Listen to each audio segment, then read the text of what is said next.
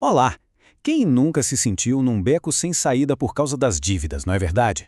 Hoje a gente vai mergulhar numa perspectiva que vai muito, mas muito além das planilhas e calculadoras. Baseada em princípios bíblicos, vamos descobrir um caminho para uma transformação de verdade, para uma liberdade financeira genuína. Vamos juntos nessa análise? E para começar, fica aqui uma provocação. E se a luta contra as dívidas for, na verdade, um sintoma de algo mais profundo? A análise que vamos fazer sugere que a raiz do problema pode estar num lugar que a gente raramente olha: o nosso próprio coração. Então, para a gente entender como resolver um problema, primeiro a gente precisa ir na origem dele. Vamos investigar a fundo qual é a raiz espiritual da dívida, porque afinal, um diagnóstico certo é o primeiro passo para a cura.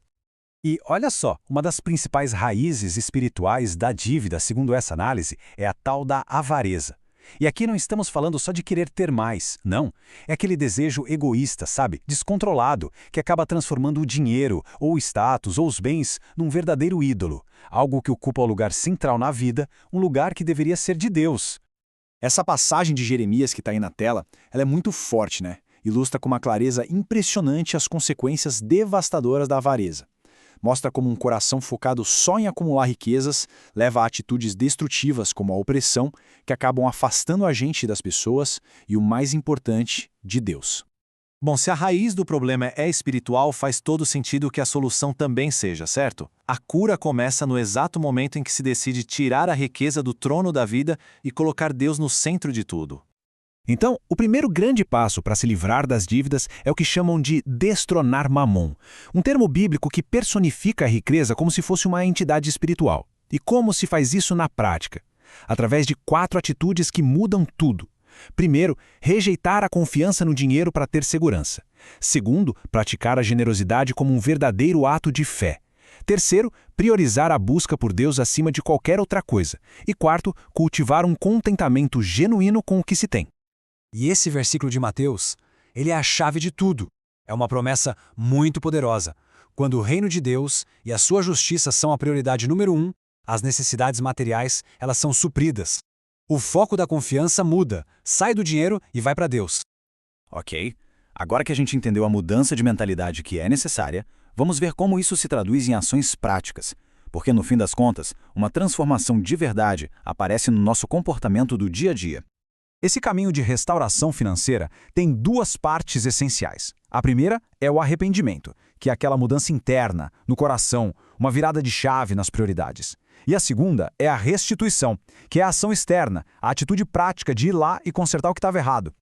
Um arrependimento verdadeiro pede uma autoavaliação muito honesta. É parar e analisar. Será que as decisões financeiras foram marcadas por desobediência a princípios divinos? Por prioridades que estavam totalmente desalinhadas, pela ganância ou talvez pela falta de generosidade. A restituição, então, vira a prova concreta do arrependimento.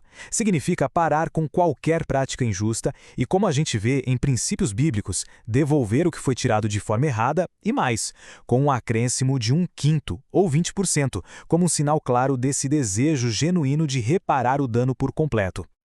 E essa nova atitude, ela é sustentada pela fidelidade financeira. Isso se manifesta no dízimo e nas ofertas como um ato de confiança, na generosidade radical com quem precisa e, claro, na administração dos recursos com sabedoria e humildade, lembrando sempre que tudo pertence a Deus. Com o coração alinhado a esses princípios, a Bíblia mostra que a provisão pode chegar de diferentes formas. Não é uma fórmula mágica, sabe? Mas sim diversos caminhos que Deus pode usar para agir. O principal caminho para a provisão é, sem dúvida, o nosso trabalho. A Bíblia nos incentiva a sermos diligentes, a negociar, a multiplicar o que temos em mãos. E sobre esse esforço existe uma promessa de bênção, e com ela a enorme responsabilidade de sermos bons administradores daquilo que Deus nos confia. A provisão de Deus também pode vir através de outras pessoas. Pode ser pelo perdão de uma dívida, pelo fim de juros abusivos que estavam sufocando, ou simplesmente pela generosidade de alguém da comunidade que decide ajudar. A comunidade tem um papel fundamental nisso.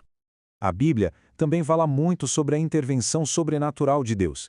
É quando a provisão acontece de um jeito milagroso, que desafia completamente a nossa lógica. Exemplos como a multiplicação do azeite da viúva mostram que Deus pode agir de maneiras que a gente nem imagina. A história da viúva e do azeite é um exemplo, poderosíssimo de como a fé e a obediência podem destravar a provisão milagrosa de Deus. Mesmo no meio da maior escassez que se possa imaginar, a fidelidade dela resultou num recurso que simplesmente não acabava. E tem um ponto muito interessante, que é a provisão vindo até de situações adversas, difíceis. Pode ser através de uma vantagem conquistada no mercado, uma compensação que não se esperava, ou até uma vitória numa causa judicial. Deus pode usar qualquer situação para abençoar.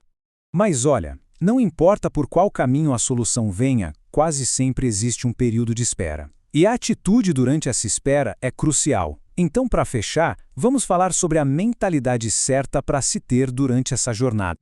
Enquanto se trabalha ativamente para sair das dívidas, é preciso cultivar a paciência e a confiança em Deus.